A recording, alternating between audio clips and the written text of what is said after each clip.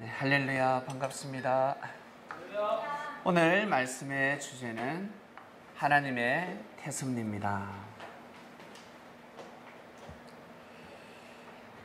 지금까지 공부했던 말씀들 하나도 빠짐없이 너무나 귀한 말씀들입니다. 그리고 오늘 공부하는 이 말씀 또한 상당히 중요한 말씀입니다. 아담과 하와 이야기를 통해서 남자와 여자는 몸가짐을 잘해야 된다라는 것을 깨닫게 되었습니다. 왜 몸가짐을 잘해야 되는지를 오늘 이 말씀은 결정판입니다. 하나님께서 섭리하실 때는 반드시 사람을 통해서 섭리를 하시는데, 사람이 하나님께서 바라고 원하시는 마음을 가져야 합니다. 사람은 마음먹기에 달렸습니다. 믿습니까? 마음먹기에. 내가 좌절하는 마음을 가지게 되면 좌절하는 인생을 살아갑니다. 내 마음이 스트레스를 많이 받게 되면 삶 가운데 많은 암적인 사건들이 생깁니다. 암은 죽음을 뜻합니다. 삶이 죽어가고 있습니다. 암은 어디에서 옵니까? 마음에서 오는 것입니다. 마음에서 스트레스를 많이 받게 되면 암이 발생하게 됩니다. 몸을 상하게 만듭니다. 깨끗한 피를 더럽게 만든다는 겁니다. 그렇기 때문에 몸이 사망에 이르게 됩니다. 하나님은 영이시기 때문에 이 땅에서는 이 땅, 우리가 살고 있는 지구라는 이 땅에서 하나님의 역사를 하실 때는 사람을 통해서 섭리를 하십니다. 남자를 통해서만 섭리하시는 것도 아니고 여자를 통해서만 섭리하는 것도 아닙니다. 사람들이 볼 때는 남자가 귀하다, 여자가 귀하다 하겠지만 하나님 보실 때는 둘 다 귀합니다.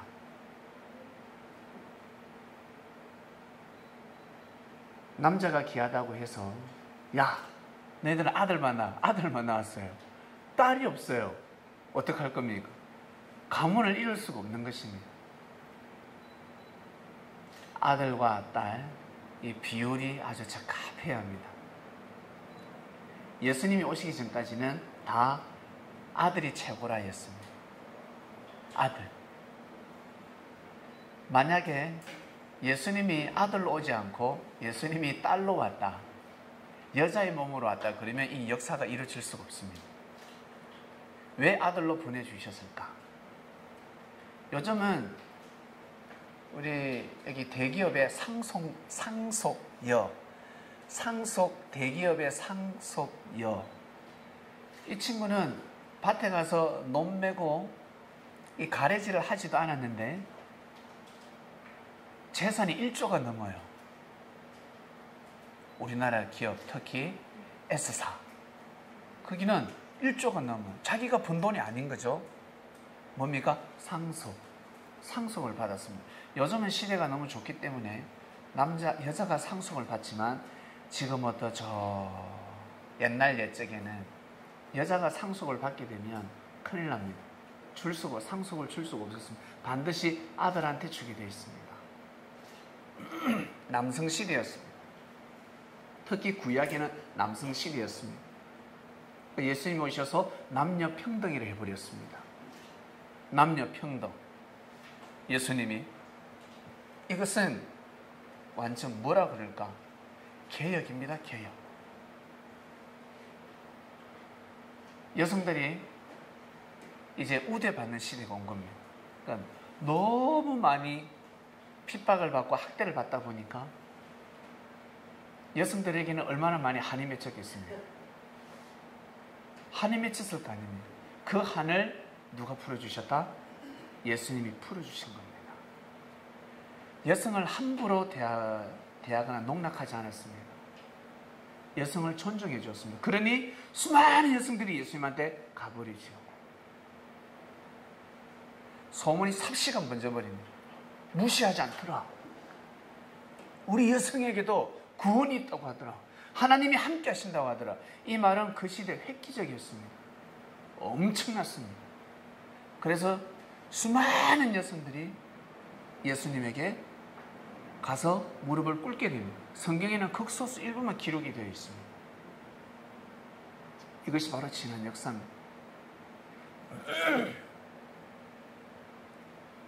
그리고 그러한 여성들이 나중에 아기를 숨풍 잘 나오니까 생명들이 너무 많아지는 겁니다. 생명들이 너무 많아졌어요.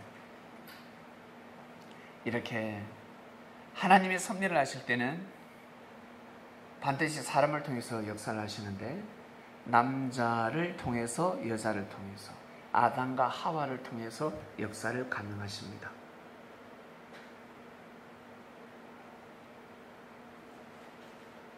남자가 얼마나 귀한지, 아담이 얼마나 귀한지, 그리고 하와가 얼마나 귀한지.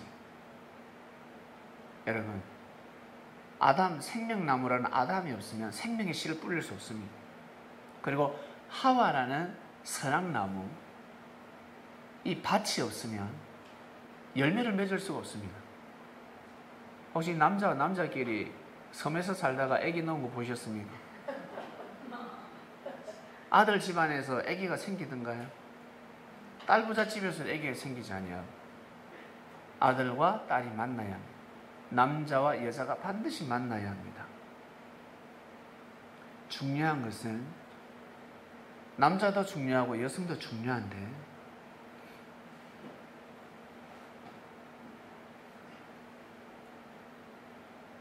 여성이 상당한 역할을 합니다.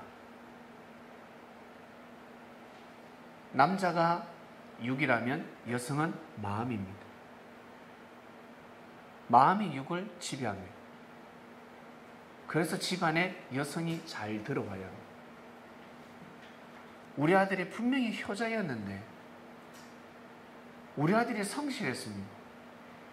관상도 좋았습니다. 근데 며느리가 들어오고 나서부터 우리 아들 관상이 달라지기 시작합니다. 애가 자신감이 없어지고 병이 들기 시작하고, 그리고 부모에게 발길이 뜸해지기 시작합니다. 나중에는 생신에도, 생일날에도 오지 않고 명절 때도 오지 않습니다. 뜸해지기 시작합니다. 누구 때문에? 며느리 때문에 그렇습니다. 근데 우리 아들이 좀 약간 모자라요. 약간 들떠러져.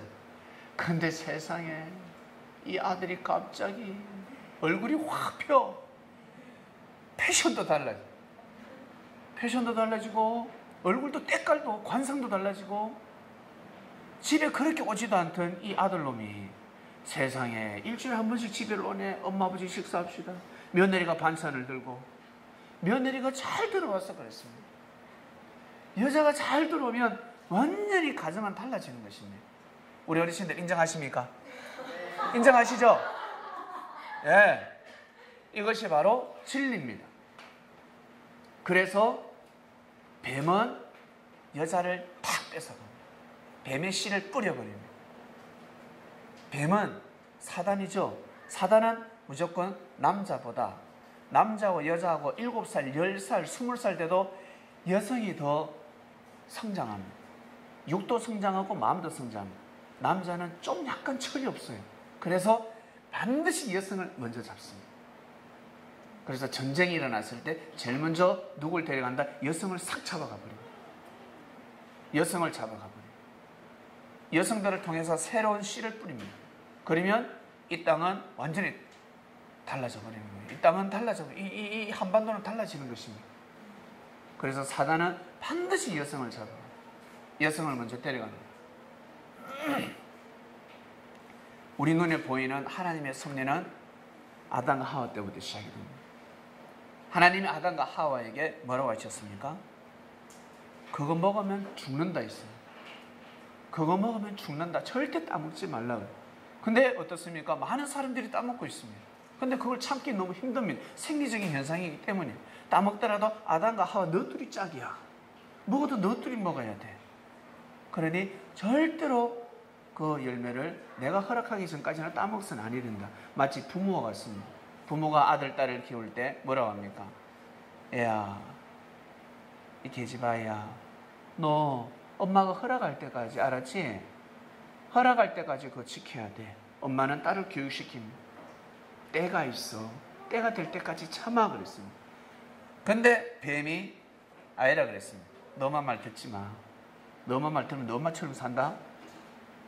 안 돼. 그렇게 살면 안 돼. 나와 사랑을 나누자. 뱀이 딱 접근을 해서 하와를 뺏어가버려요.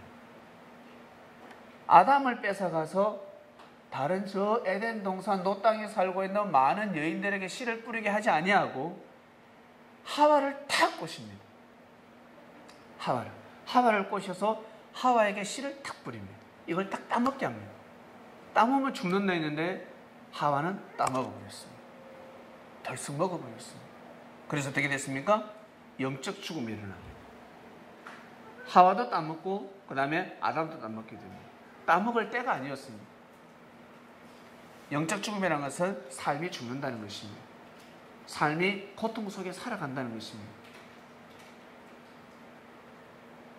하나님과의 교감이 되지 않습니다. 왜?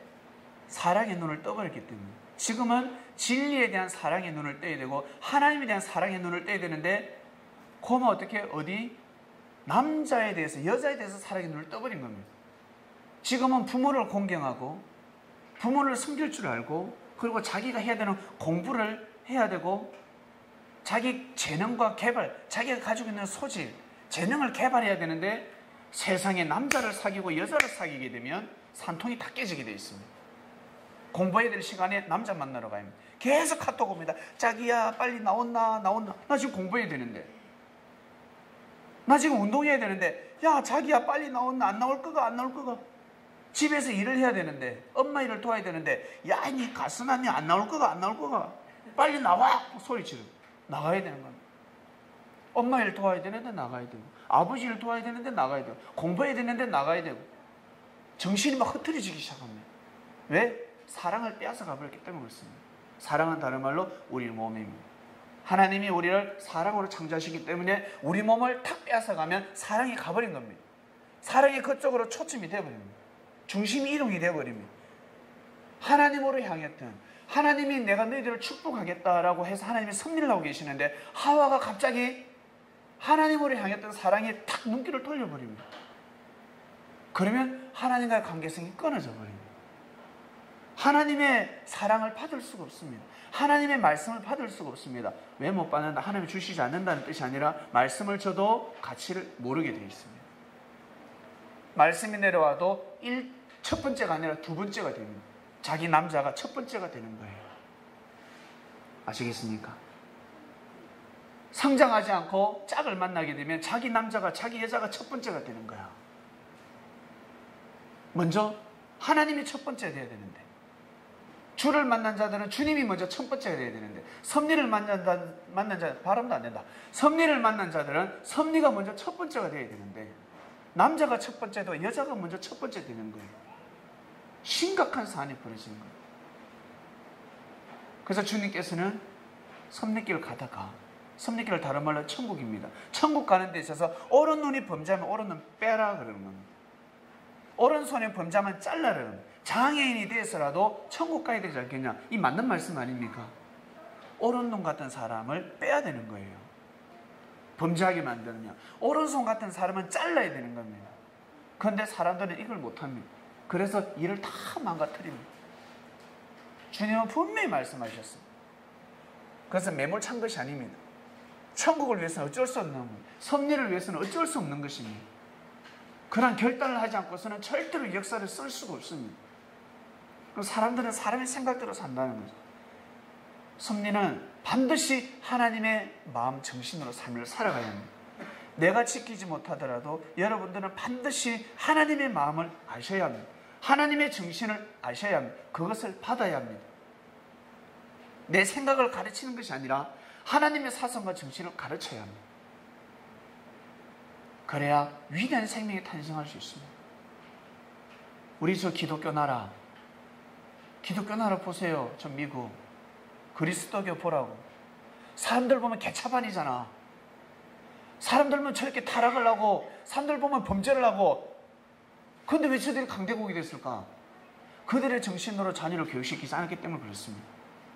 나는 범죄를 하고 타락을 하지만 내 정신으로 교육을 시키지 않고 성경으로 교육을 시켰다는 거예요.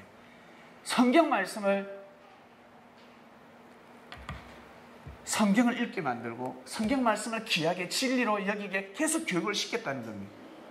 그래서 저 나라가 강대국이 될 수 있었습니다. 위대한 생명이 태어나는 것입니다. 섭리가 그래야 합니다. 섭리가 그래요. 우리가 잘못했다, 우리가 범죄했다고 해서 우리 생각대로 가르치는 것이 아니라 우리는 죄가 많지만 반드시 섭리 말씀으로, 진리 말씀으로 후손들을 가르쳐야 됩니다. 아시겠습니까? 그래야 역사가 달라지는 것입니다. 그래야 새로운 역사를 쓸 수가 있습니다. 이 태섭리의 말씀은 엄청난 말씀입니다. 태가 너무 소중하다는 거예요. 우주에서 태가 어디입니까? 우주에 수많은 별들인데 태가 어디라 생각하십니까? 지구예요. 지구가 태입니다. 지구가 없으면 우주는 존재할 가치가 없는 겁니다. 지구가, 우주에서는 지구가 태문입니다. 자궁입니다. 하나님의 뜻이 있는 곳입니다. 그리고 지구에서 또 태라 그러면 어디겠습니까? 눈에 보이는 태, 바로 지금부터 6, 7년 전 에덴 동산입니다. 에덴 동산은 하나님의 뜻을 정한 곳입니다. 바로 하나님의 말씀을 받아들이는 자, 아담과 하와였습니다. 하나님을 마음과 뜻과 목숨을 다해서 섬기는 자들이었습니다. 하나님이 아담과 하와를 통해서 역사를 딱 감행하시려고 하니까 아담은 달려서 씨 뿌리도 되거든. 아담은 뿌리도 된단 말이야. 근데 하와는 씨를 함부로 받으면 안 된다는 거예요. 아담은 돌이킬 수 있지만 하와는 돌이킬 수가 없습니다. 이 원리를 잘 아셔야 합니다. 결국 뱀이 하와를 싹 뺏어가버립니다.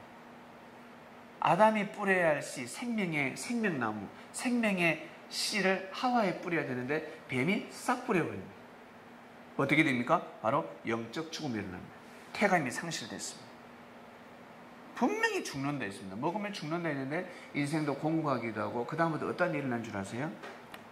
가인이 태어납니다. 이름 좋아요, 가인. 성질이 더러워서 그렇지. 이름은 좋습니다. 뜻은 좋습니다. 그 다음 아벨이 태어납니다. 가인이 아벨을 죽여버렸습니다. 보세요. 육적 죽음이 일어나 버렸죠. 영적 죽음이 일어나면 육적 죽음이 일어나는 겁니다. 있었으면 안 되는 죽음이 일어났습니다. 아벨이 죽으면 아니 되잖아요. 그것도 가인한테 맞아 죽었습니다. 가인이 아벨을 때려 죽여버렸습니다. 이것이 바로 사단의 역사입니다. 사단이 사람을 통해서, 부족한 사람을 통해서, 사악한 사람을 통해서 역사를 하는 겁니다. 생명을 사랑하는 마음이 피와 살이 된 사람이 아니라 생명을 함부로 여기고 생명을 이렇게 해를 가하고자 하는 사람을 통해서 사단이 역사를 감행했습니다. 법이 없는 시대였으니까 가인이 아벨을 죽여버렸습니다. 그러면 가인은 자기가 다 독차지할 줄 알았습니다. 상속자가 될 줄 알았습니다. 장자가 될 줄 알았습니다. 내가 장자권을 이어받겠구나 생각했습니다. 그러나 하나님이 허락지 않았습니다. 가인에게 절대 상속하지 못한다 했습니다. 가인은 에덴 동산에서 쫓겨나고 누굴 낳습니까? 다시 한 번 더 셋. 하나, 둘, 셋. 셋 낳습니다. 가인이 첫 번째, 아벨이 두 번째, 셋을 낳습니다. 셋을 통해서 이제 또 생명의 씨가 뿌려집니다. 셋의 부인이 누군지를 모르겠습니다.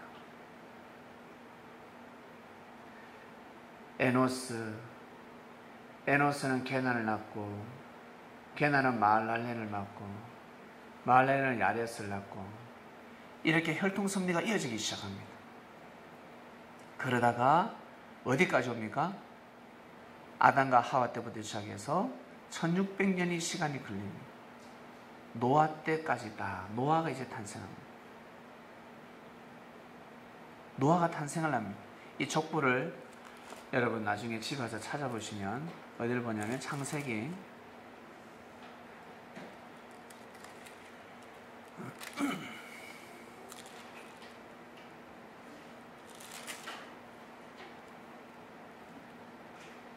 5장이 있습니다.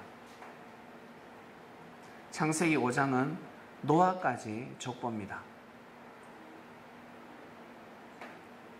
노아까지 족보입니다. 노아가 탄생을 했습니다. 노아 때 노아가 방주를 만드는데요. 이 셋이 아담과 하와를 통해서 영적 죽음이 일어났고 그 다음에 육적 죽음이 또 일어났습니다. 가정이 있지 않은데 피바람이 붑니다. 그리고 아담과 하와가 회개했겠습니까? 회개하지 않았겠습니까? 하나님 앞에 엄청난 회개를 했습니다. 회개를 해서 누굴 낳습니까? 이제 셋을 낳는 겁니다. 셋을 통해서 혈통섭리가 이어집니다. 장자권이 이어졌습니다. 그러다가 노아가 탄생됩니다. 노아가 탄생이 되는데 노아에게는 부인이 있었습니다. 이 부인을 통해서 셈과 함과 야벳을 낳았습니다. 노아의 부인이 상당히 지혜롭습니다. 어떻게 지혜로웠을까? 왜 지혜로웠을까? 노아의 가족이 방주에 다 탔으니까. 노아의 가족이 방주에 다 탔기 때문에 노아의 부인이 지혜로운 겁니다. 가정전도가 됐습니다. 그러면 그 집의 아내가 지혜롭습니다. 가정전도가 다 됐다고 합니다. 아내가 지혜롭습니다. 여성이 반드시 지혜로워야 돼요. 가정에 다 구원을 받았다는 것은 여성이 지혜롭지 못하면 절대로 구원을 받을 수가 없습니다. 노아 방주에 노아 가족은 다 탑니다. 8명이 다 타버립니다. 8명이 다 탔습니다. 결국 노아의 부인이 지혜로웠습니다. 그런데 여기에서도 또 발생이 일어나는데 어떤 문제가 일어납니까? 여러분 함의 사건 아시죠? 함이 노아의 하체를 범하게 됩니다. 하체를 덜추었습니다. 그 뜻이 무엇이었습니까? 알고 보니까 노아의 후처를 범해버렸습니다. 함을 통해서 가나안이 태어났는데 가나안은 저주를 받게 됩니다. 결국 누굴 통해서? 셈을 통해서 혈통섭리가 또 이어집니다. 셈을 통한 족보를 한번 볼까요?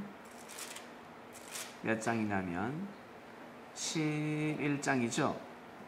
창세기 11장 10절에서 보면 셈의 후손이 나옵니다. 셈은 아르박삭을 낳고 아르박삭은 셀라를 낳고 셀라는 에벨을 낳고 에벨은 벨렉을 낳고 벨렉은 러우를 낳고 러우는 서루를 낳고 서루는 나홀을 낳고 나홀은 아브라함의 아버지 데라를 낳았습니다.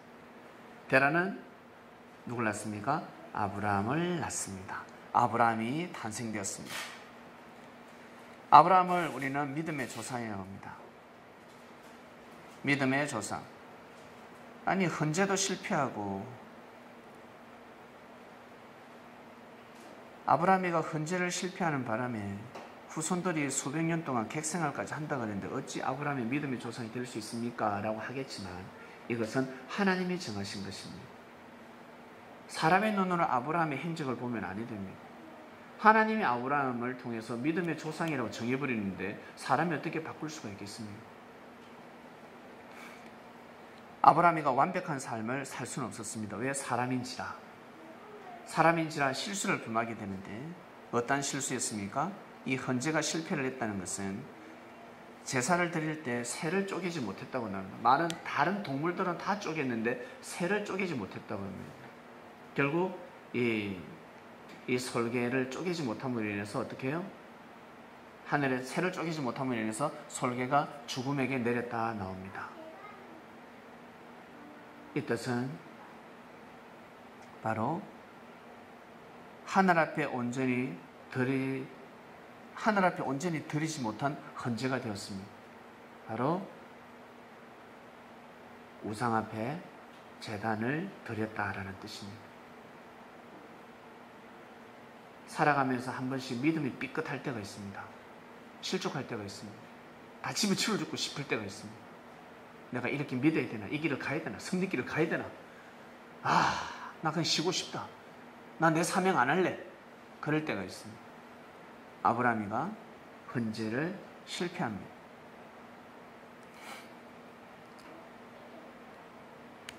우상을 숭배하면 이스라엘 백성 후손들 또한 어떻게 해요?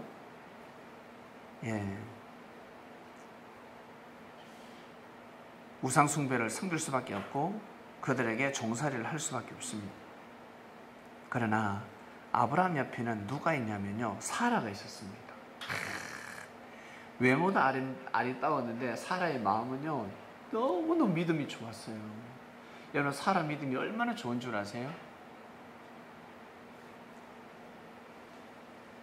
우리 여성들은 실감하실 겁니다. 남자들은 실감을 잘 못하겠지만 집에 가서 창세기 12장과 20장을 잘 읽어보시길 바랍니다. 아브라함이가 절대 믿음을 가지기 때문에 사라 또한 절대 믿음을 가지게 됩니다. 성경에 기록되어 있는 두 사건이 있는데, 사라는 애굽의 왕에게 몸을 드리게 됩니다. 자기 남편을 지키기 위해서 이 사라는 애굽의 왕에게 몸을 드립니다. 뱀에게 몸을 바친다는 겁니다. 아니면 죽으니까. 아브라함이가 죽으니까. 아브라함을 살리기 위해서는 절대 권력자인 왕에게 몸을 줄 수밖에 없었습니다. 그리고 자기 남편을 남편이라 안 하고 오라버니라, 우리 오빠다라고 이야기했습니다. 그래야지만이 살 수가 있었습니다. 여자로서는 상당히 수치 아닙니까? 사라는 아브라함을 버릴 수도 있었습니다. 나는 왕을 위해서 살겠다. 아브라함을 버릴 수도 있었는데 사라는 아브라함을 버리지 않았습니다. 아브라함은 집이 없었어요. 자기 땅이 없었습니다. 여기저기 광야를 돌아다닙니다. 불안한 삶을 살아갔습니다. 이미 나라를 가지고 있는 애굽의 왕이었습니다. 왕이 사라를 사랑한다는데 이거 여자로서는 이 봉잡은 거 아닙니까? 네? 자기 남편은 아브라함이고 뭐 지랄이고 하나님이고 뭐 우상숭배고 뭔 상관이, 내 잘 먹고 잘 살아야 되는데 내 한 몸도 근사하지 못하는 남편이 무슨 앞으로 우리 잘 된다고, 우리 가정이 잘 되고 우리 민족이, 우리가 민족을 이루고 세계를 덮는다고, 이는 어린 반풀이치도 없는 소리니, 뭔 소리, 헛개시, 사단이 주는 개시.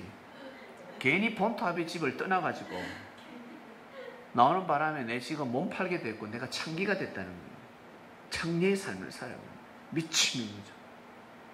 과연 사라가 마음의 중심을 잡을 수 있었을까? 믿음 없이는 마음의 중심을 잡을 수가 없었습니다. 아브라함을 통해서 하나님이 우리 남편을 통해서 지금 역사를 하고 있다는 것을 믿었다는 거예요. 이 응답을 받았다는 것입니다. 그렇기 때문에 사라는 아브라함을 절대 믿어요. 웬만한 여성들 일을 하지 못합니다. 남편을 보호합니다. 사라는 남편을 보호합니다. 참, 그 남편의 그 부인이었습니다. 그리고 또 한 번 성경에 기록되어 있는데 그릴 왕의 침수에 또 들게 됩니다. 성경에는 동침하지는 않았다고 기록되어 있지만 누가 믿겠습니까? 이미 같이 밤샘을 했는데 결국 두 번의 수치를 당하게 됩니다. 기록되어 있는 것만 두 번의 수치입니다. 사라는 마음을 빼앗기지 않았습니다. 사라는 99세가 될 때까지 아기를 못 낳았습니다. 애가 들어서지 않습니다. 그래서 얼마나 하나님을 원망했겠습니까? 생명, 여자의 그 권위는 어디에 있습니까? 자식에 있단 말이에요. 여성의 미는 가다가 나중에 어떻게 돼? 여성의 미는 꽃처럼 시들기 때문에 미가 권력이 아니란 말이에요. 여성의 그 권위는, 최고의 권위는 바로 자식입니다. 물질도 아니고 그 어떤 부동산도 아닙니다. 왜 다 두고 갈 거니까. 아주 위대한 자식입니다. 아들을 낳아야 합니다. 여성은 반드시 딸도 낳아야 되지만 아들을 반드시 낳아야 합니다. 아들이 있어요. 멋있는 아들이 있어요. 똑똑한 아들을 낳아야 합니다. 우리 어른들은 아시잖아요. 우리 집은 못 살아. 근데 옆집에 너무 잘 살아. 옆집에는 자식을 낳았는데 보니까 허리멍텅 눈빛이 허리멍텅해. 태어날 때부터 내 잠은 느리고 내 공부하면 내 졸고 신문을 시키면 내 까먹고 돈은 많지만 이 자식이 꼭 반병신을 낳았어. 근데 우리 집은 먹고 살기 힘드는데 애가 초롱초롱하게 태어났어요. 초롱이가 태어났어요. 이 얼마나 행복합니까? 이게 바로 권위예요. 엄청난 권위가 사는 것입니다. 생명을 통해서. 생명이 이렇게 귀한 것입니다. 생명과 물질과 명예, 부동산 아무것도 아닙니다. 생명하고 비교할 수가 없는 것입니다. 사라가 얼마나 힘들었을까? 여러분 생각해 보세요. 사라가 힘들지 않았을까? 우리 남편을 통해서 하나님이 역사를 하신다 그러는데 세상에 몸을 팔지를 않나? 그런데 또 애도 안 생겨. 태문이 안 열려. 이게 무슨 일이냐는 거예요. 도대체 이게 무슨 일? 그런데 이것이 하나님의 섭리였습니다. 하나님은 이 모든 삶을 다 알고 계셨습니다. 미래를 다 알고 계셨습니다. 애굽 왕한테 가서 몸 바칠 것, 그릴 왕한테 몸 바칠 것, 이걸 하나님 다 알고 계셨기 때문에 태문을 닫으신 거예요. 이걸 다 알고 계셨기 때문에. 그러고 나서 나중에 아브라함이가 거부가 되고 나서 많은 군사를 거느리고 종을 거느리잖아요. 종을 거느리고 나중에는 정착 생활을 하면서 한마디로 큰 족장이 되었습니다. 아브라함이가. 건장한 장성들만 318명을 거느렸습니다. 그러면 어떻게 나이 든 사람 어린애 얼마나 많이 거느렸겠어. 하인들을. 이 부인이 몸 팔아서 얻은 재산들이에요. 자기 부인이 몸을 팔아서 왕한테 몸을 팔고 나서 받은 재산이란 말이에요. 몸값입니다. 몸값. 여성들이 TV에 나오더만 예쁜 여인들은 뱀을 한 번 만나는데 1,000만 원. 못난 사람은 하루 5만 원. 10만 원밖에 안 해요. 그런데 아주 예쁘고 아름다운 여성들은 1,000만 원이에요. 어떤 사람은 1억이 넘어갑니다. 그걸 나중에 어떻게 백화점을 줘버립니다. 백화점. 누구는 포장마차도 이어받지 못해. 포장마차도 하나 못 봤는데 외모가 그런데 어떡할 거야. 외모가 그런데. 사라가 그랬단 말이에요. 사라가 가는 곳마다 남자들이 다 돈으로 살려고 그랬습니다. 근데 사라는 끝까지 믿음을 지켰어요. 그리고 자기 남편이 거부가 되고 나서 그제서야 하나님이 태문을 열어주셨습니다. 할렐루야. 더 이상 뱀이 씨를 뿌리지 못할 때 하나님이 태문을 열어주셔서 이삭을 낳습니다. 이것이 바로 하나님의 섭리입니다. 우리 여성들이요, 절대 불평불만하는 삶을 살지 마소서. 섭리를 만났으면 끝난 겁니다. 알겠습니까?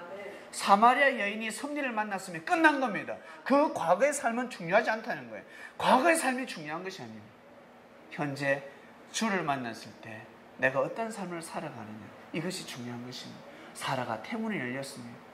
이것이 섭리입니다. 하나님은 다 알고 계십니다. 실수하지 않으시는 하나님. 뱀의 씨를 받아도 생명이 잉태하지 못하게끔 태문을 딱 닫아 놓습니다.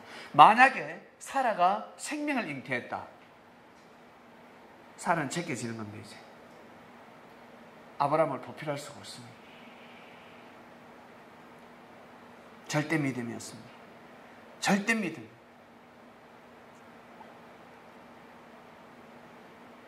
절대 믿음을 가져야 순종할 수 있습니다. 아브라함과 사라를 통해서 이제는 누가 태어납니까? 이제는 이삭이 태어나잖아요. 이삭은 이제는 무엇을 해야 되냐면, 저 아버지는 헌재를 실패했습니다. 아브라함이가 하나님 미스가 있습니다. 이삭이 메꿔야 되는 것이 있습니다. 무엇입니까? 헌재를 성공해야 됩니다. 자기 몸을 드려야 합니다. 하늘 앞에 자기 몸을 드려야 합니다. 자기 몸을, 하나님이 분명히 너희 아들을 바쳐라 그랬습니다. 네 아들을 바치라 할 때 아들을 바쳐야지 동물을 바치면 안 됩니다. 이 아들을 바쳐야 됩니다. 이삭이가 순종합니다. 아버지 말씀을 믿고 순종합니다. 자기 몸을 내어줍니다. 할렐루야. 헌재에 성공을 하게 됩니다. 그리고 나서 누굴 만납니까? 리브가를 만나잖아요. 리브가. 이 리브가가 또 상당히 아리따운 여인이었습니다. 너무 아리따운 여인이었고 남자를 알기 전에 이삭을 만나서 이삭이가 리브가에게 태에다가 생명의 씨를 뿌립니다. 생명의 씨를 뿌려서 누굴 탄생시킵니까? 에서와 야곱. 이제는 아브라함이가 믿음을 지키니까 이 가문이 어떻게 아브라함을 통해서 믿음의 조상을 통해서 가문이 성장하기 시작하는 겁니다. 아브라함은 개인 섭리였습니다. 그러나 이삭은 달랐습니다.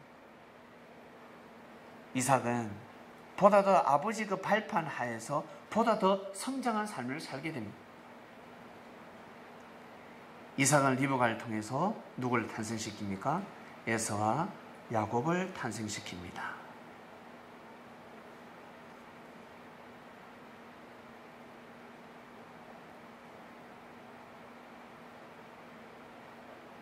장자권 싸움으로 인해서 야곱이 죽을 뻔했습니다. 에서가 장자권을 받으면 아니 됩니다. 하나님의 섭리는 영적인 자가 이어받아야 합니다. 에서와 야곱 중에 분명히 장자권을 이어받아야 하는데 엄마가 볼 때는 리브가가 볼 때는 에서가 아니고 야곱이었습니다. 아버지가 볼 때는 에서였는데 엄마가 볼 때는 야곱이었습니다. 결국 야곱이가 장자권을 이어받고 맞아 죽을 뻔합니다. 죽을 뻔했습니다. 엄마의 지혜로 어디로 도망을 갑니까? 어머니의 외갓집으로 도망을 가서 거기에서 누굴 만납니까? 바로 레아와 라헬을 만납니다. 레아와 라헬 중에 누가 자기 이상형이었습니까? 라헬. 레아보다 라헬이 좀 더 예뻤습니다. 쌍꺼풀도 있고 그렇겠지요. 아니 쌍꺼풀은 모르겠습니다. 하여튼 자기가 보기에 이상해. 보기 한눈에 착 반했습니다. 그리고 라헬의 마음보가 너무 좋았습니다. 예뻤습니다. 그래서 때가 되면 야곱이가 삼촌에게 라헬을 달라 그러잖아요. 다른 사람한테 두지 말고 내가 당신의 삼촌의 딸을 책임지겠다고. 그럼 좋다 그럽니다. 결국 7년 동안 일을 함으로 인해서 라헬과의 첫날 밤에서 눈을 떡 뜨고 나니까 라헬이 아니라 레아가 옆에 떡 누워 있습니다. 기가 찰노랬습니다. 깜짝 놀라죠. 아니 어떻게 언니가 들어와 있냐는 거예요. 지금 삼촌이 날 속였다는 겁니다. 알고 보니까 이 지방의 문화가 결혼 문화가 그러하다 그랬습니다. 언니 먼저 치워야 동생을 치울 수 있다. 7일 동안 잔치가 끝나면 줄게 그랬습니다. 이거 라헬을 줄 테니까 다시 더 7년 동안 더 일해달라 그럽니다. 오케이. 라헬을 받아들이고 7년 동안 더 일해주게 됩니다. 결국 야곱은 레아와 라헬을 통해서 12명의 아들을 탄생시키는데 레아 혼자 다 낳지도 못하고 라헬도 다 낳지 못합니다. 라헬은 야곱에게 참 사랑을 많이 받았습니다. 하나님은 참 공평하세요. 라헬은 참 사랑을 많이 받았는 반면에 레아는 사랑을 많이 못 받았습니다. 그런데 라헬은 아기를 못 낳고 레아가 아기를 잘 낳았습니다. 선풍선풍 낳습니다. 그러니까 이제는 라헬이 열받았습니다. 야곱이가 레아의 아들을 통해서 기쁨을 누리니까 라헬이가 이제는 슬프고 시기질투까지 납니다. 그래서 당신 때문에 내가 이런 인생을 산다라고 라헬이가 투덜댑니다. 그러면서 라헬이가 뭐라고 합니까? 내 몸종을 줄 테니까 내 몸종을 통해서 생명을 낳게 해달라. 그리고 그것을 내 아들로 양자로 받아들이겠다라고 합니다. 그 야곱이가 오케이. 결국에는 누굴 탄생시켰습니까?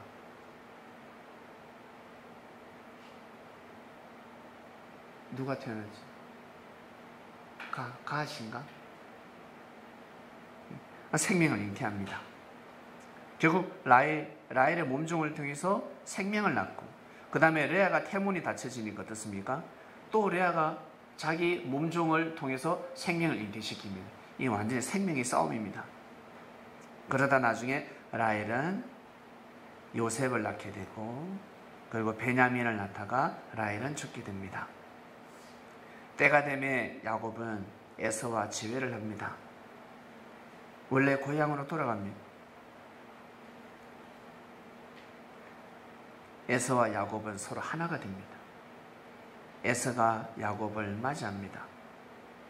지난날에 20년 전의 감정을 다 풀고 서로 하나가 됩니다. 이상적인 가문이 일어났습니다. 이상적인 가문이었습니다. 이것이 바로 태외투정에서 승리한 겁니다.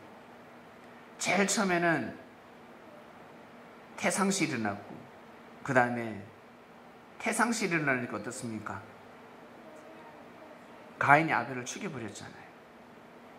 그런 반면에 믿음의 조상 아브라함이가 절대 믿음을 가지고 생명의 씨를 뿌리다 보니까 이제는 때가 되매 서로 하나가 됩니다. 하나 될 수 없는 에서와 야곱이 하나가 되었습니다. 이상적인 가문의 역사가 시작이 되는 겁니다. 이 가문을 통해서 결국 이스라엘 12지파를 형성하게 되고 이스라엘은 민족을 낳게 됩니다. 놀라운 역사가 일어났습니다. 그리고 야곱에게는 12아들이 있었습니다. 12아들 첫 번째 르우벤, 시몬, 레위를 비롯해서 요셉과 베냐민에 이르기까지, 이 중에 또 하나님께서 혈통섭리를 하시지 않겠습니까? 야곱의 12아들 중에서 유다를 통해서 혈통섭리가 이어져 내려갑니다. 그리고 레위 지파를 통해서 어떻게 해요? 시몬과 레위 지파를 통해서 모세와 아론이 탄생하게 되고, 그리고 요셉도 탄생하게 됩니다. 여러분, 요셉은 익히 알고 계실 것입니다.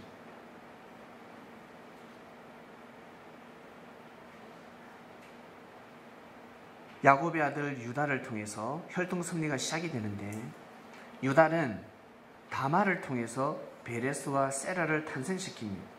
다말이가 태가 좋았습니다.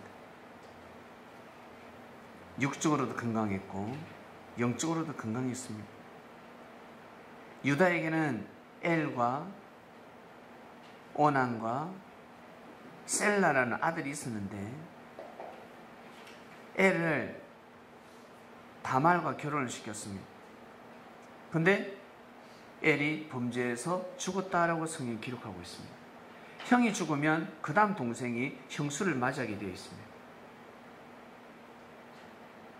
오난이 다말을 맞이했는데 오날도 세상에 범죄해서 죽어버립니다. 이 무슨 일인고? 유다가 보기에는 이 다말이라는 며느리가 팔자가 너무 센 겁니다.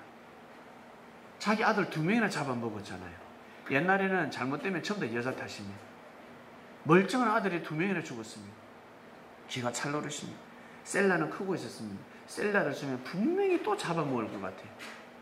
그래서 모사를 쓰죠. 유다가 다말에게, 며느라, 셀라가 아직 장성하지 않았다. 크면 혼인시켜줄게. 너 고향으로 돌아가라 했습니다. 다말은 그걸 또 철떡같이 믿고 돌아갔네. 근데 시간이 기다려도 시아버지 연락은 없습니다. 연락이 없습니다. 소식이 없습니다. 결국 이 다말은 혼자서 살 수 없는 겁니다. 반드시 생명의 씨를 뿌려야 해요. 그리고 아무나 남자를 들썩 만나가지고 할 수 없었습니다. 결혼을 할 수 없었어요. 그러니까 여자가 보통 여자가 아니라는 거예요. 다말이가 다른 남자한테 들썩 시집간 여인이 아니라는 거예요. 누굴 기다리는? 아버지의 소식을 기다린다. 아버지의 소식을 끝까지 믿음을 가지고 기다린 여인이었습니다. 시아버지. 그런데 이 시아버지가 연락도 없어. 근데 한 번은 시아버지가, 그러니까 자기 부인이죠, 시어머니가 죽고 나서 장례를 치르고 그 다말의 동네에 왔다는 소식을 듣고, 이 다말이가 다 변장해서 길거리 나가지 않습니까? 그렇게 나갔는데 얼마나 섹시하게 나갔더라면, 이 유다가 가다가 반해버린 거예요. 술이 확 깨는 거 가다가. 안 그래도 슬퍼가지고 뭐 우리 만나러 주고 슬퍼하는데 갑자기 길거리 한 여인을 보는데 슬퍼하는 것이 싹 사라져버린 거예요. 너무 보기에 예뻐 보였나 봐. 예. 미니스커트도 안 입었을 건데 딱 반해버립니다. 그래서 이 여인에게 오늘 밤 나를 위로를 해달라 그러면서 만나게 됩니다. 다말은 보니까 자기 시아버지죠. 아버지, 시아버지 씨를 받아야 되겠다. 그래서 다말이가 지혜로웠습니다. 돈을 받지 않냐고 증거로 뭘 받습니까? 이 자기 시아버지가 가지고 있는 지팡이라든지 끈이라든지 도장을 받게 됩니다. 그러고 나서 외상은 안 되니까 다음날 돈 가져오면 염소나 양이나 주면 내가 이거 돌려줄게 그랬습니다. 그런데 다말은 사라지고 없습니다. 그러고 나서 세월이 흐릅니다. 시간이 몇 달이 흘렀습니까?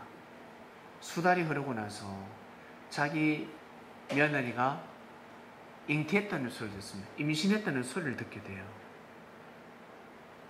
유다가 뭐라고 합니까? 자기 며느리를 화형시키라고 합니다.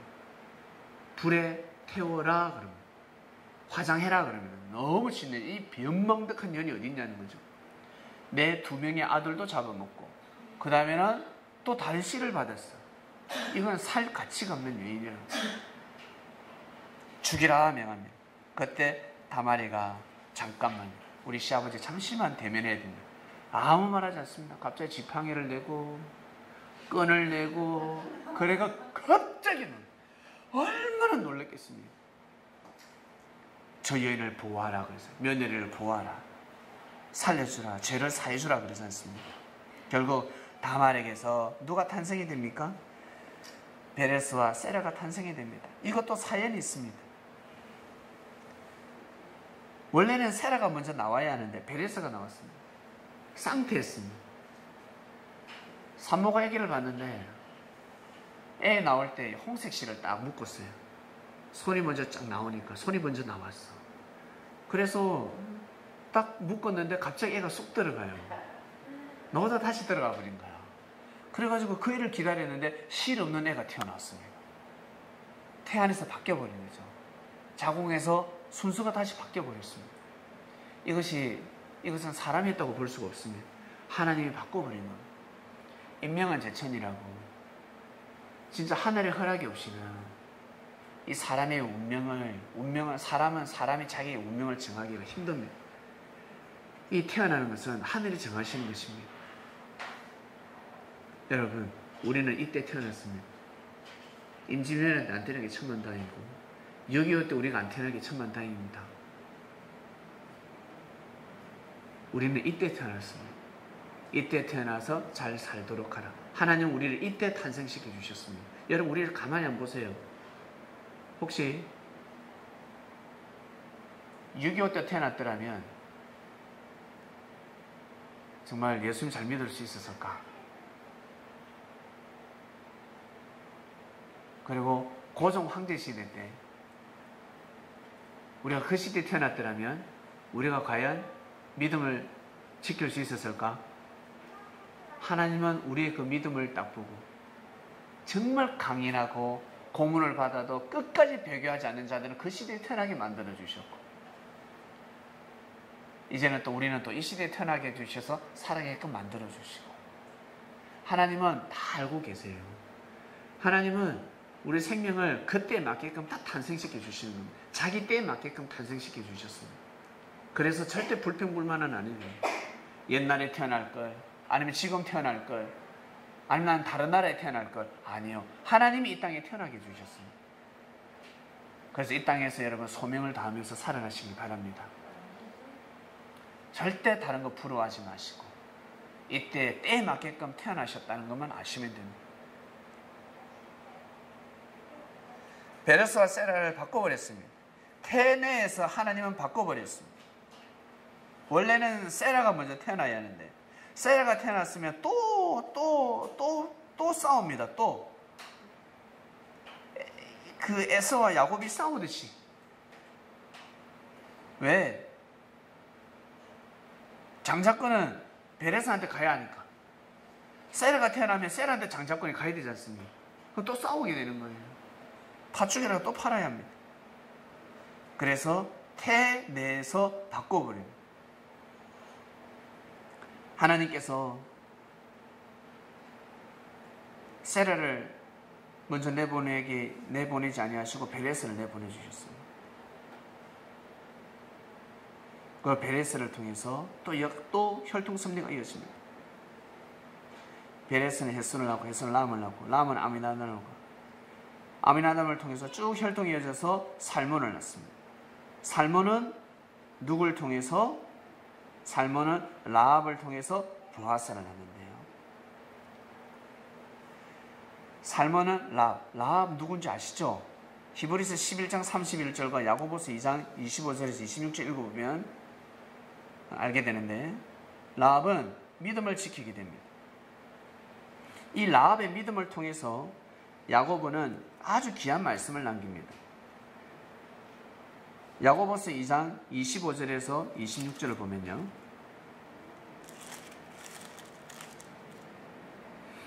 이 라합은 가나안 땅의 기생이었습니다. 여호수아가 가나안 정탐 가는 사건 아시죠? 태양이 멈춘 사건 아시지 않습니까? 여리고성을 함락하기 위해서 정탐하러 갔습니다. 2명이 정탐하러 갔는데 그 2명의 정탐꾼을 숨겨줬습니다. 이걸 무슨 작전이라고 할까? 여리고 상륙작전. 여리고 상륙작전이 일어나왔습니다.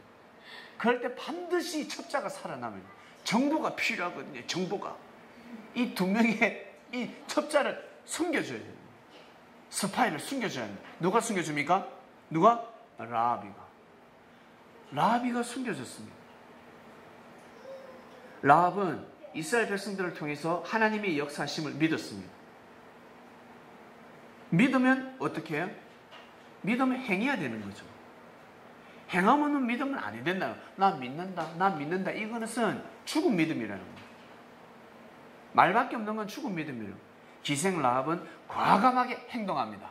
어떻게? 2 첩보원을 살려줬잖아. 숨겨줬잖아요. 이걸 행동한 거예요. 그래서 이걸 통해서 라합은 살게 되고, 라합의 그 친인척들, 지인들은 다 살게 됩니다. 라합 한 명을 위해서 다 살게 됩니다. 죽지 않았습니다. 그래서 여러분 늘 많이 들어왔던 말씀, 영혼 없는 몸이 죽은 것 같이 행함 없는 믿음은 죽은 것이니라. 이 말씀은 기생 라합을 통해서 선포된 말씀입니다.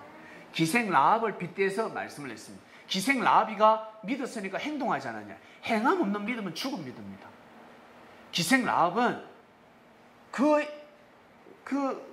여호수아가 보낸 정탐꾼을 숨겨주지 않았냐. 자기 죽을 줄 알면서 목숨을 걸고 숨겨주지 않았냐. 행했다는 거예요. 그래서 바로 믿음이었다. 믿음이 행함 없는 믿음은 죽은 믿음이라고 했습니다. 믿음이 있으면 반드시 행동해야 되는 겁니다. 실천해야 되는 겁니다. 이 차이점이라고 그랬습니다. 아주 중요한 말씀이죠. 기생 라합을 통해서 보아스가 탄생이 됩니다. 보아스는 룻을 통해서 오벳을 낳고, 오벳은 또 이세를 낳고, 다윗 아버지 이세를 낳습니다. 여러분 룻 아시죠? 룻은 모신과 성금이 뛰어났습니다. 라합 정말 담대하죠. 여성이 신분이 기생이었지만 태는 기생이 아니었습니다. 하나님의 뜻을 분별할 줄 아는 여인이었습니다. 하나님의 섭리를 분별할 줄 알고 믿어주는 여인이었습니다. 태가 달랐습니다. 태가 달랐습니다. 그리고 룻이라 그러면 무엇입니까? 효잖아요. 효. 자기 시어머니 나오미를 마음과 뜻과 목숨을 다해서 섬겼어요. 모셨습니다. 모신과 섬김의 여인입니다. 룻은 모신과 섬김의 여인이었습니다. 결국 자기 시어머니를 모신과 섬김으로 인해서 보아스를 만나게 됩니다. 보아스는 룻을 통해서 오벳을 낳고, 오벳은 이세를 낳고, 이세는 다윗을 낳습니다. 위대한 다윗 왕이 또 탄생합니다. 다윗은 바세바를 통해서 누굴 낳습니까? 솔로몬을 낳습니다. 이스라엘 백성 여인들이 얼마나 많았겠습니까? 그 중에 정말 그 태문이 있었는데 하나님 보시기에 그 합당한 태, 그것도 유부녀를 뽑습니다. 바세바 처녀가 아니었습니다. 이미 남편이 있는 몸이었습니다. 근데 태가 너무 좋았습니다. 태가 너무 좋았습니다. 결국 첫 아들은 죽게 됩니다. 범죄함으로 인해서 낳은 아들은. 그러고 나서 다윗과 바세바는 얼마나 회개를 하겠습니까? 하나님이 자기 아들의 생명을 거둬갔으니까 회개를 하고 회개를 하고 회개를 하고 그 다음 낳은 자식이 바로 솔로몬이었습니다. 솔로몬이었습니다.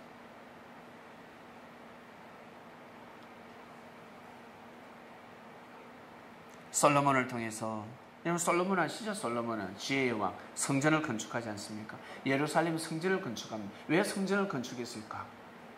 누굴 모시기 위해서? 바로 예수님을 모시기 위함입니다.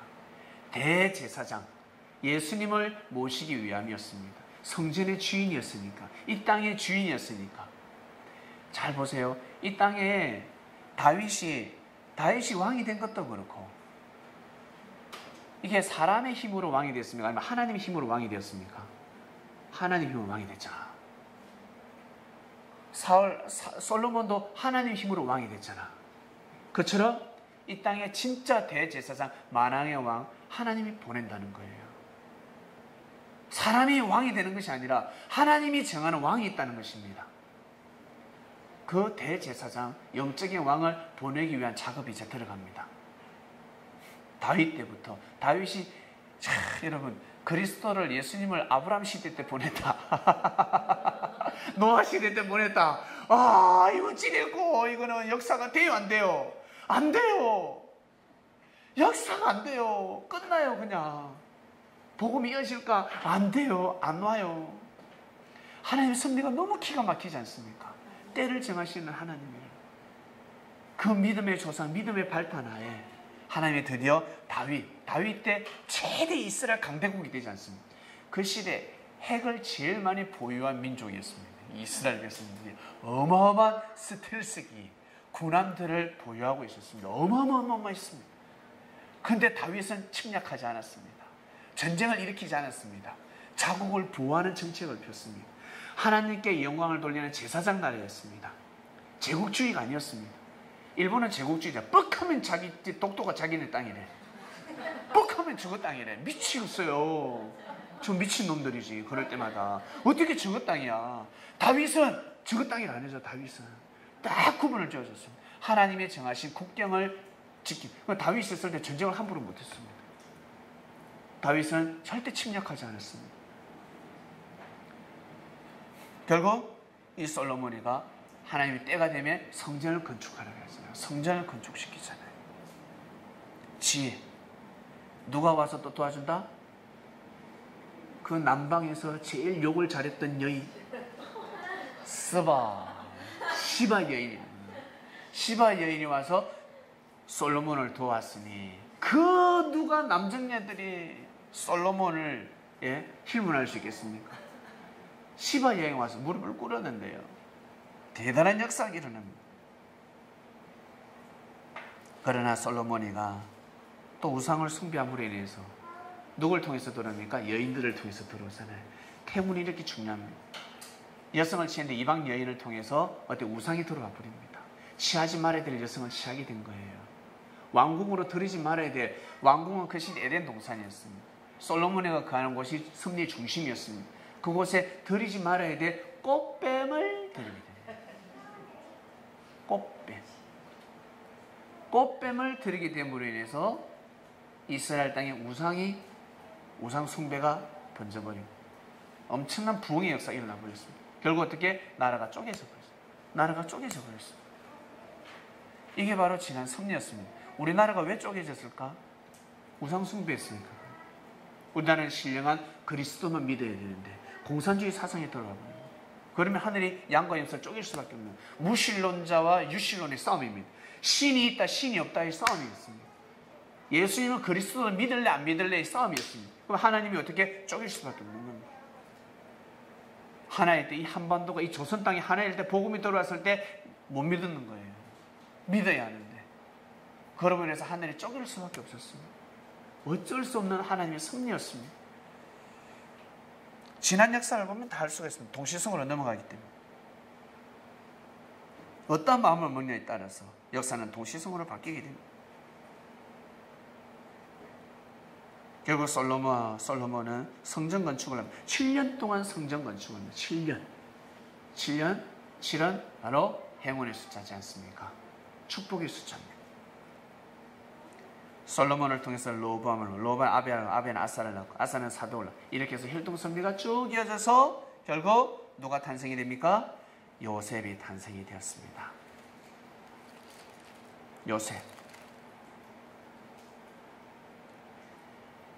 요셉의 아버지가 누구였습니까? 야곱이었습니다. 동명이인입니다. 아시겠죠? 동명이인입니다. 야곱은 마리아의 남편 요셉을 낳았습니다. 마태복음 1장에 보면 다 나옵니다. 그리고 누가복음 1장에 보면 나오고, 이 요셉은 마리아를 통해서 예수님을 탄생시킵니다. 그냥 늘 태어나는 생명이라 생각했습니다. 우리 아버지가 낳았던 생명, 우리 이모가 낳은 생명, 내 여자친구가 낳은 생명, 그냥 생명을 탄생한다고 생각했습니다. 근데 마리아가 탄생시킨 생명은 그냥 생명이 아니었습니다. 그리스도였습니다.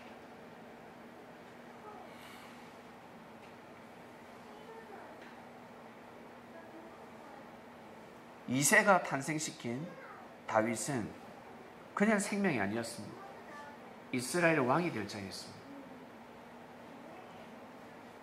요셉이가 마리아를 통해서 탄생시킨 예수님은 그냥 생명이 아니었습니다. 그리스도 메시아였습니다. 하나님께서 아담과 하와를 통해서 결국 열매를 맺게 됩니다. 메시아를 탄생시켰습니다. 이 땅을 지상천국으로 만들 수 있는 생명이 탄생되었습니다. 다윗의 정신으로, 솔로몬의 정신으로는 이 땅을 지상천국으로 만들 수가 없습니다. 노아의 정신으로, 아브라함의 정신으로는 이 땅을 지상천국 만들 수가 없습니다. 반드시 예수님의 정신으로 나야지만이, 예수님의 정신으로 이 땅을 지상천국 만들 수 있습니다. 사단을 이길 수가 없습니다. 다윗, 솔로몬, 사단 이길 수 있다? 이길 수 없다. 이길 수 없다. 부분 진리 가지고서는 절대 사단을 이길 수가 없다. 예수님은 온전한 진리를 가져오셨습니다. 만왕의 왕이셨습니다. 하나님이 작정하고 보내셨습니다. 그래서 살려주는 영입니다. 후아담이었습니다. 살려주는 영. 이제 혈통승리가 끝났습니다. 그리스도가 왔기 때문에 이제는 혈통승리가 끝난 겁니다. 이제는 영적 승리가 일어납니다. 영적 승리. 우리 유대교의 역사를 보면 혈통승리였잖아요. 우리 그리스도교의 승리를 보면 혈통승리입니까? 아니잖아요. 영적 승리지 않습니까? 영적 승리라는 혈통승리가 끝났습니다. 이제는 영적 승리가 시작되었습니다. 예수님이 오심으로 인해서 이제는 죄는 끝났다는 것입니다. 죄가 끝났습니다. 피가름의 역사가 끝났습니다. 피를 통해서 하나님의 승리 역사가 일어났는데 이제 예수님 때 끝났습니다. 생명을 탄생시키기 위해서 사람을 죽이고 자기 충신까지 죽여가면서까지 생명을 탄생시켰고, 자기 시아버지의 씨를 받아가면서까지 생명을 탄생시키고, 자기 남편의 그 씨를 받기 위해서 애굽의 왕 그릴 왕에게 수치를 당했던 여인도 있었습니다. 그랄 왕 수치를 당하기도 해요. 결국 끝끝내 때가 되면 예수 그리스도가 탄생했습니다. 옥동자가, 독생자가 탄생하셨습니다. 집에 가셔서 로마서 5장을 꼭 읽어보시길 바랍니다. 죄가 끝났습니다. 한 사람에 의해서 범죄가 일어났고 죄가 왕노릇을 했는데 이제 한 사람을 통해서 죄가 끊어지고 하나님의 은혜의 역사가 시작이 됩니다.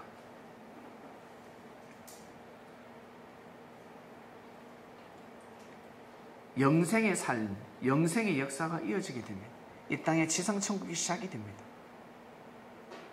그래서 예수님께서 전하신 말씀을 들으면 들을수록 전쟁은 끝을 맺는다. 전쟁하지 않는다. 싸움하지 않는다.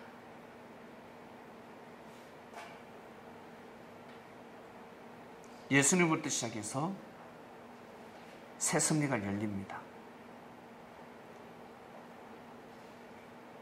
많은 시간이 걸리겠지요. 예수님이 십자가의 길을 걸어가셨던 것처럼 선을 추구하고 의를 추구하는 자들은 반드시 죽음의 길을 갈 수밖에 없습니다.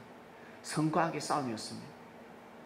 선한 자가 악인을 죽이면 아니 됩니다.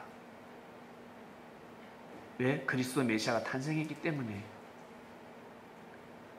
그전에는 선한 자가 악인을 죽일 수 있었습니다. 살기 위해서. 그러나 예수님 때부터는 이제는 죽이면 아니 되는 시대가 도래했습니다. 선한 자들은 반드시 희생의 길을 걸어가야 합니다. 예수님은 제자들에게 칼을 뽑지 말라 하였습니다. 어떠한 일에서도 칼을 뽑지 말라. 칼을 뽑아서는 아니 된다. 성령의 금을 뽑아라 라고 가르치셨습니다. 그리고 때가 되면 내가 다시 온다 하였습니다. 온다 하신 분이 2000년이 지나고 있습니다.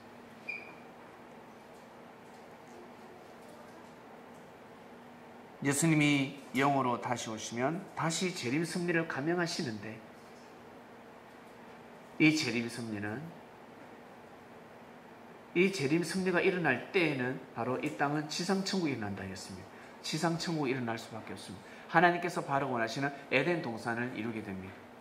아담 때부터 시작해서 일어났던 뱀의 활약, 역할, 모든 감추진 비밀이 다 드러납니다.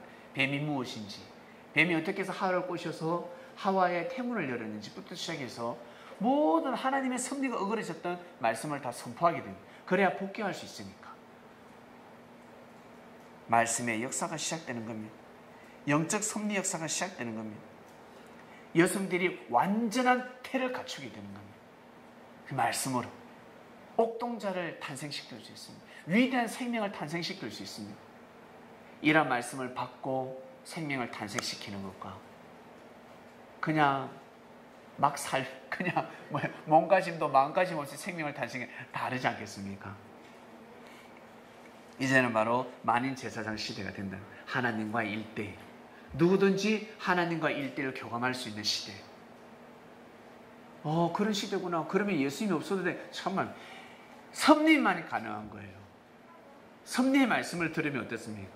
영적으로 교감이 일어나잖아요. 하늘과 영적인 소통이 일어나버려요. 바로 하나님과 1대1이 되는 거예요. 그리스도의 말씀으로 인해서. 지금까지 꽉 막혀 있었잖아. 예? 꽉 막혀가지고 뭔가 찝찝했잖아요. 지금까지. 뭔가 이렇게 깨어난 게 없었잖아요. 근데 말씀을 들었을 뿐인데 이게 통해. 이제 소통해. 기도하면 바로바로 올라가. 응답받지 못해도 응답을 받게 되고, 삶이 눈에 보입니다. 하나님의 역사심이 눈에 보입니다. 계시를 받기 시작합니다. 이것이 바로 하나님과 1대1, 바로 만인 제사장이라는 뜻입니다. 내 스스로 하늘 앞에 제사장이 되어서 하늘 앞에 영광이 되는 삶을 살아가는 자들입니다. 만인 제사장 시대라니까 사람들 착각합니다. 하나님과 1대1이야. 그러면서 예수님이 필요 없다고 합니다. 그리스도 필요 없다는 거예요. 이 논리는 사단이 주는 논리입니다. 사단의 논리도 아주 발전되지 않겠습니까? 아주 발전합니다. 그것이 바로 자유주의 신앙입니다. 자유롭게 하나님의 신의 학문을 느끼면서 배우면 살아라. 이게 바로 자유주의 신앙입니다. 예수는 없다라는 책까지 나옵니다. 근데 그 안에 예수가 있는데 그렇게 예수를 보지 말라는 뜻입니다. 그리스도교의 역사, 기독교의 역사를 완전히 짓밟는 말씀들입니다. 너무 무지한 말씀들입니다. 예수님의 십자가의 길을 무지하게 만드는 일들입니다. 섭리가 도래하면 다시 한 번 더 역사가 시작이 됩니다. 다윗 왕을 통해서 역사가 일어났듯이, 솔로몬을 통해서 역사가 일어났듯이 만왕의 왕이신 예수님, 다시 한 번 더 주님을 통해서 역사가 감행되는 것이 바로 재림 섭리입니다. 재림의 역사입니다.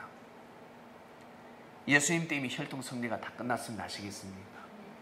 그래서 예수님의 말씀을 들으면 모든 사람들은 죄사함을 받을 수 있다. 2000년 전에도 사마리아 여인이 죄사함을 받았던 것처럼 내가 아무리 과거의 삶이 불나방이었고 강남의 여인이었고 청담동의 여인이었다 할지라도 예수님을 다시 만나서 말씀을 듣고 믿음을 가지면 죄사함을 받게 됩니다. 아시겠습니까? 죄사함을, 이 더러운 이 육신을 어떻게 다 말끔히 씻고 영생의 삶으로 살아갈 수 있는 것입니다. 이것이 바로 말씀입니다. 진리입니다. 사람은 말씀으로 진리로 피가름을 합니다.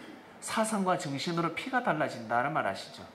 엘리트 가문이 되기 위해서, 명문 가문이 되기 위해서는 제발 네 공부 좀 해라. 공부 좀 해라. 공부하지 않으면 그 무식이 유전된다라고 이야기합니다.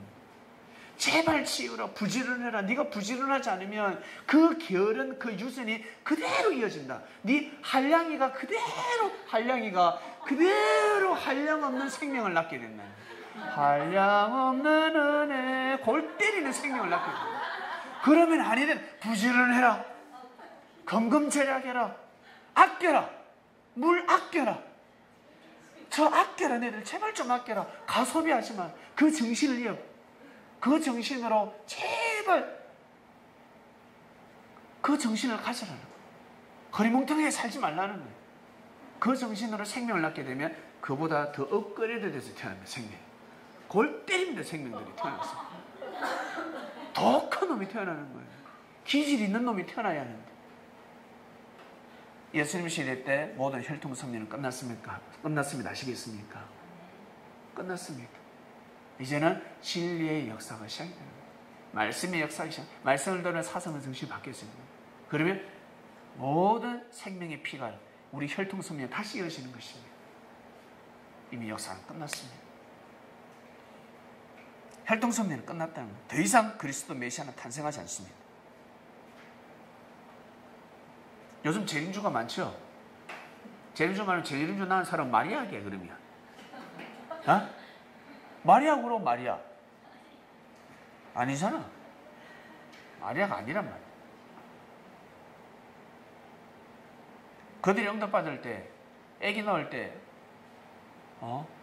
임마누엘이 탄생한다. 임마누엘이 탄생한다. 그런 계시 못 받는단 말이죠. 그런 계시 없었어요.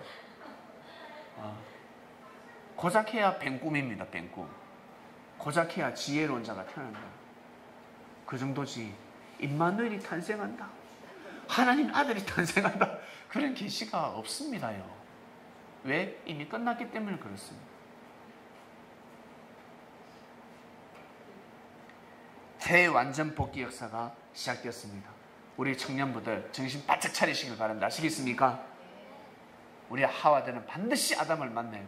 아담은 반드시 하와를 만나서 가정천국의 역사, 지상천국의 역사를 출발해야 합니다. 기도하고 마치겠습니다. 하나님 아버지 감사합니다. 하나님의 태섭리, 이 말씀은 듣게 되면 하와들이 복귀하게 됩니다. 태초에 하와가 태상실이 일어났습니다. 하나님의 성전이 되어야 되는 몸이 사단이 주관해버렸습니다. 삶을 주관해버렸습니다. 가정에서 죽음이 일어나버렸습니다. 살인사건이 일어났습니다.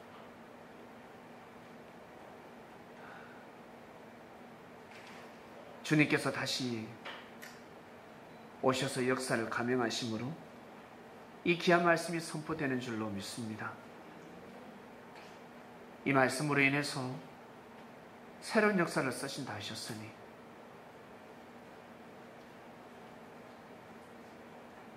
이 땅이 꼭 하나님께서 바라고 원하시는 지상천국이 될 수 있도록, 그러기 위해서는 먼저 우리 개개인이 말씀을 귀하게 여겨야 될 것이며 선인들이 희생의 길로 걸어가야 합니다. 희생하지 않는다 그러면 악인입니다. 하늘이 보시기에 악인입니다. 하늘이 보시기에 선한 역사를 펼 수 없는 생명들입니다. 내가 선한지 선하지 않은지를 알 수 있는 길은 네가 양보를 하는지 배려를 하는지, 참고 인내하고 마음의 상처가 되더라도 희생을 하는지, 부인하는 삶을 살아가는지, 이것이 바로 표정입니다. 기생 라합이가 믿음으로 행했던 것처럼 주님을 믿는 자들이 이 자리에 모여 있습니다. 행함으로 이 시대의 삶을 살아갈 수 있도록 은혜를 베풀어 주시옵소서. 선한 삶을 살아갈 수 있도록 말씀이 선포되었으니 하나님께서 바라고 원하시는 온전한 역사가 일어날 수 있도록 귀한 말씀을 들었으니 이 말씀을 믿고 행하는 자들 될 수 있도록 축복해 주시옵소서. 감사합니다. 이 말씀이 없어지지 아니하고 끊이지 아니하고 이 땅에 존재하는 날까지 영원히 이 말씀이 선포가 되어서 생명의 씨가 달라지고 생명의 씨를 받는 태회가 달라져서